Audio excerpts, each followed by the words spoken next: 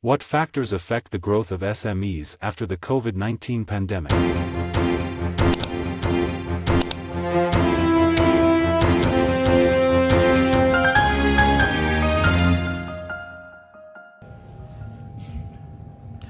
Selamat bertemu kembali pada channel Dr. Sonang Sitohang dengan topik pertumbuhan IKM pasca pandemi COVID-19.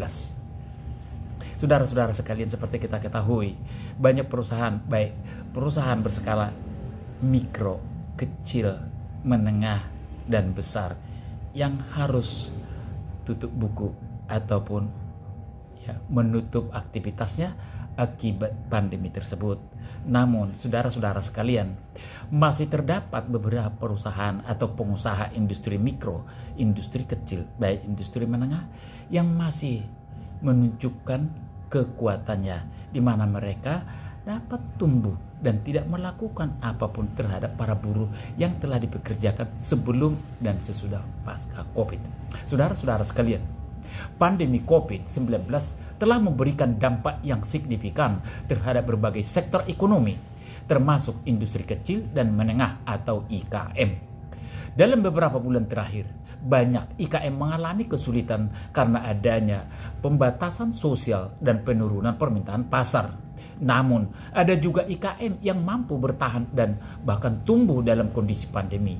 Berikut ini adalah beberapa faktor yang mempengaruhi pertumbuhan IKM pasca COVID-19. Yang pertama, saudara-saudara sekalian, penerapan teknologi digital. Pandemi COVID-19 telah mempercepat penggunaan teknologi digital berbagai aspek kehidupan, termasuk bisnis. Banyak IKM yang menerapkan teknologi digital untuk meningkatkan efisiensi dan daya saing. Misalnya, dengan menggunakan platform e-commerce, IKM dapat memperluas jangkauan pasar dan meningkatkan efisiensi dalam pengelolaan inventaris dan transaksi. Selain itu, penerapan teknologi digital juga memungkinkan IKM untuk menyesuaikan bisnis mereka dengan perubahan pasar yang cepat dan tidak pasti. Saudara-saudara sekalian, yang kedua, kreativitas dan inovasi. Kita mungkin kalau kita simak kata-kata kreativitas, inovasi sering kita ketemukan di dalam membahas masalah industri mikro, kecil dan menengah. Kenapa kok hal ini atau peristilahan ini maksudnya kreativitas dan inovasi selalu dibahas dan dikait-kaitkan dengan kondisi ataupun keadaan suatu industri mikro, kecil ataupun menengah. Kata kreativitas, kreatif berarti seseorang mampu menciptakan sesuatu beda dari yang lain. Dan akibat daripada kemampuan menciptakan produk atau jasa tersebut, maka customer dapat melihat dan membandingkan yang mana akan lebih baik. Sehingga pengusaha yang memiliki kreativitas akan mampu bersaing, bahkan bisa menguasai suatu pasar. Jadi, kreativitas merupakan salah satu strategi yang harus diimplementasikan di dalam proses industri mikro, kecil, dan menengah. Yang kedua, inovasi. Inovasi, kurang lebih berinovasi. Berarti produk ataupun jasa yang lama telah dimodifikasi, dimodifikasi sehingga meskipun tidak semuanya produk itu berubah atau jasa itu berubah, tapi ada produk lama masih ada yang lengket, Namun produk lama tersebut kemungkinan ada sekitar 35-45% yang hilang, atau sebaliknya tinggal 35-45. Nah, para pengusaha-pengusaha industri mikro, kecil dan menengah selalu berhasil dalam menerapkan kreativitas dan inovasi jika memiliki sumber daya manusia yang memang kreatif dan inovatif. Teori mengatakan bahwa kreativitas yang dikuasai oleh seorang pengusaha di dalam mengelola perusahaannya, memanage perusahaannya, akan memperoleh kesuksesan. Demikian juga tadi kemampuan tentang berinovasi, berperilaku inovasi, inovatif, berarti produk yang ada saat ini kemudian dibentuk kembali, ya, dibentuk kembali, ataupun direform, ya, dibentuk. Namun fungsi daripada produk tersebut tidak berubah. Ya, tapi ada juga yang fungsinya berubah, tapi berubah ke hal yang menjadi positif. Sehingga inovasi dan kreativitas tersebut sangat dibutuhkan oleh para pengusaha industri mikro kecil menengah, baik di Indonesia maupun perusahaan-perusahaan yang ada di luar negeri. Karena teori mengatakan kemampuan kreativitas dan inovasi merupakan salah satu terobosan apabila ingin perusahaannya tetap eksis atau memiliki kemampuan untuk naik kelas. Naik kelas di sini maksudnya begini.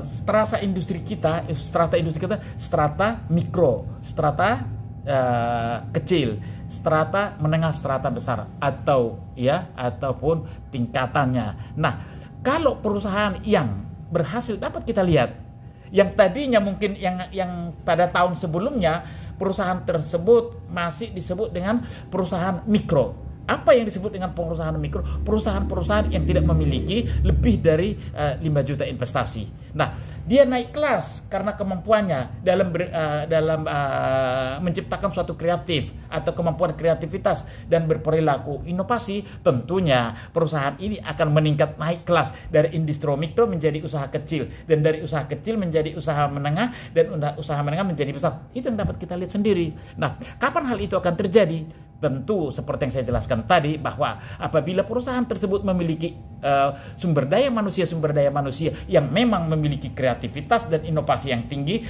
maka perusahaan tersebut akan menjadi eksis. IKM yang mampu bertahan dan tumbuh selama pandemi adalah mereka yang memiliki kemampuan untuk beradaptasi dengan perubahan pasar. IKM perlu kreatif dan inovatif dalam menawarkan produk dan layanan yang sesuai kebutuhan pasar. Misalnya, dengan memproduksi produk-produk seperti yang saya katakan tadi, yang relevan dengan kebutuhan kesehatan dan sanitasi pada era pandemik, seperti masker, hand sanitizer, dan alat pelindung diri. IKM dapat memanfaatkan peluang pasar yang baru tersebut. Tentu kita harus berpikir juga bahwa hal itu mungkin tidak akan lama terus berlalu, ya. Dan hal itu, penciptaan produk masker dan segala macam itu tadi akan serta-merta stop apabila COVID sudah bisa teratasi. Itu ya, pada saat itu artinya ya paling tidak pada saat terpuruk tersebut, maka jika dengan cepat ya serta merta mereka melakukan mengeluarkan kreativitas dan inovasinya, maka mereka tidak akan tergilas dengan adanya pandemi tersebut. Oke. Yang kemudian yang keempat, saudara-saudara sekalian, dukungan pemerintah. Jelas ya, dukungan pemerintah masih sangat dibutuhkan. Pemerintah dapat memberikan dukungan dan stimulus yang penting bagi pertumbuhan IKM pasca COVID-19. Beberapa program dukungan yang diberikan oleh pemerintah meliputi penundaan atau pengurangan pajak, bantuan modal, dan pelatihan. Program dukungan semacam ini dapat membantu IKM untuk tetap bertahan dan tumbuh dalam kondisi yang sulit. Yang keempat, saudara-saudara sekalian, kolaborasi antar IKM. Kolaborasi antar IKM dapat membantu meningkatkan efisiensi dan daya saing. Melalui kolaborasi, IKM dapat membagikan sumber daya dan pengalaman serta menciptakan sinergi dalam menghadapi tantangan pasar. Contoh saudara-saudara sekalian, kolaborasi antar IKM adalah pembentukan jaringan atau koperasi IKM yang dapat memperkuat daya tawar dan menghadapi perubahan pasar. Itu saudara-saudara sekalian.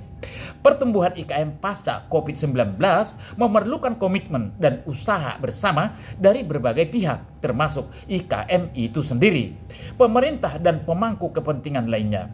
Dalam kondisi yang sulit seperti ini, inovasi, adaptasi, dan kolaborasi menjadi kunci untuk bertahan dan tumbuh. Saudara-saudara sekalian, sedikit yang dapat saya sampaikan tentang kondisi IKM pasca COVID-19 Terima kasih atas perhatiannya. Bila ada pertanyaan tentang apa tadi yang saya sampaikan, silakan dihubungi channel saya, channel Dr. Sonang Sitohang. Terima kasih.